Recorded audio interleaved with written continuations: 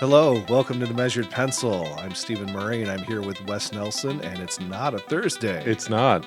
We're coming to you with some bonus content. What day is it, Stephen? I've lost all track of time. I don't know. It will come out sometime soon. Okay. But we wanted to take a moment. It seemed there was a lot of opinions about the Bic Extra Smooth on the Reddit last week in advance of our episode. And we just wanted to take a minute to say, hey, thank you for engaging in the discussion. It's your passion that fuels our passion. I've been on Reddit for 10 years. The subreddit, mechanical pencil subreddit, longtime lurker, recently came out of the shadows to start posting and engage with you all. You guys are amazing, and girls and everyone. I love each and every one of you. I live for your comments and your posts. So it's been so cool to engage more with that community. And we just wanted to take a moment here to lift up some of the comments, make you part of the show. Again, we're super excited about all this.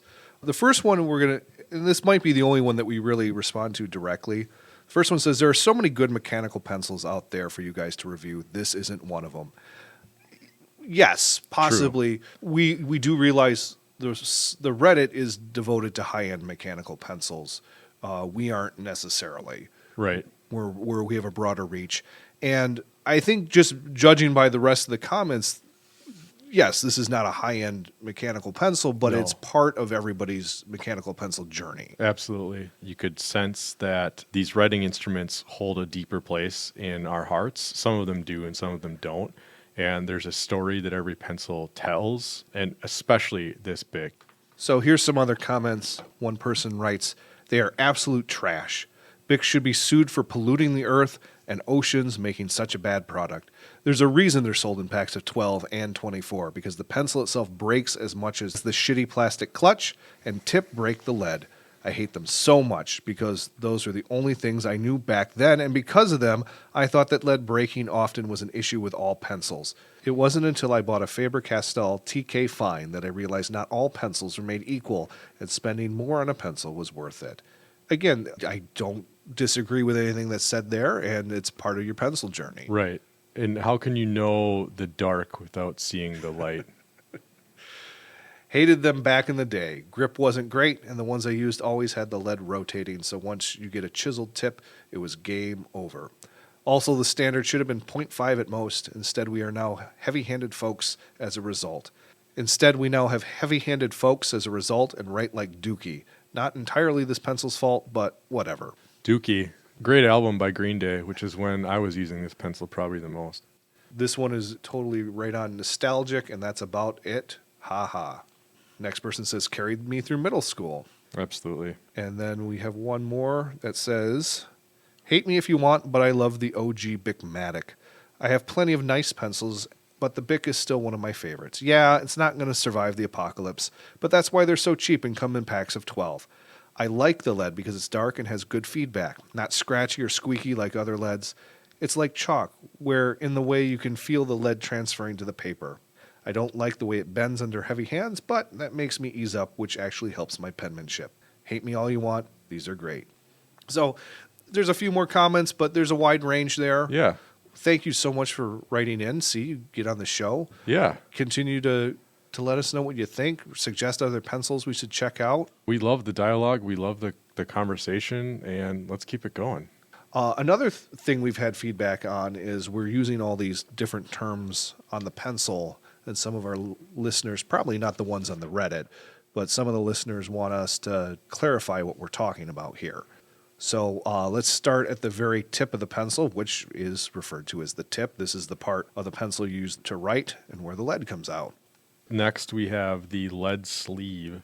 This is the part of the pencil that holds the lead, both inside the barrel and at the tip. And then we have the nose cone. This is the part of the pencil that transitions from the barrel to the tip, often forming a cone shape. Sometimes these are removable. Sometimes these are metal and the rest of the pencil is plastic. Sometimes they're plastic just like the rest of the pencil. Continuing up to the grip, this is the part where you hold the pencil while writing. In most of the pencils we review, the grip is textured or padded. Our favorite grips generally feature knurling. And Wes, what is knurling?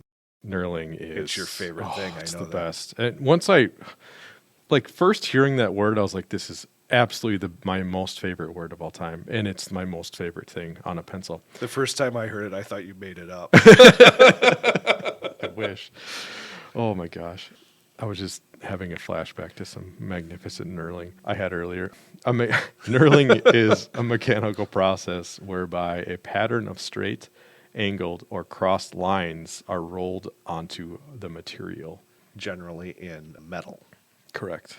Next is the barrel or shaft if you want to get super sexual. Mm-hmm. Which we generally do. We do. So, yeah. I mean, a pencil is basically, well, never mind. And once you hear this show, I mean, you kind of just get that, right? Right. You're just like, oh, yeah. Right, sorry.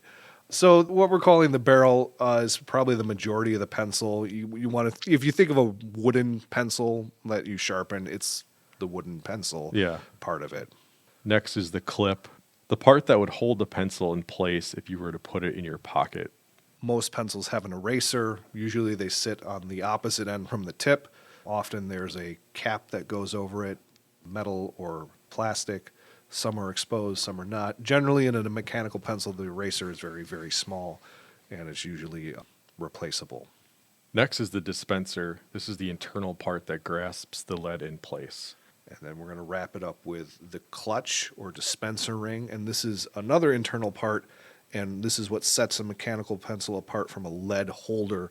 This is the part that allows you to advance a specific amount of lead as opposed to just letting gravity let that shoot out. So there you have it. There's not going to be a test. I wish there was, because then we could all use our mechanical pencils on our Scantron sheets. You know, there's actually some controversy as to whether or not that picks it up. Really? Yeah. And I wonder if it's something about the pressure indentation. Interesting. I don't know. Maybe that can be a topic of conversation. We should have a proctor on a future episode. That would be fun. Yes. Would it? I don't know. We'll see if people keep listening. Please keep listening. Please we love keep you listening. all. Thank you for listening. Thank you for writing, and we'll continue to do this. Join us on Thursday for our next review. Bye. This was The Measured Pencil with Wes Nelson and Stephen Murray. Follow us on Instagram for more content and to see what the pencils actually look like. If you have a pencil that you would like us to review, contact us through our Acast page and your pencil might be part of a future episode. And if you haven't already followed us, please click subscribe on your favorite place to listen to podcasts.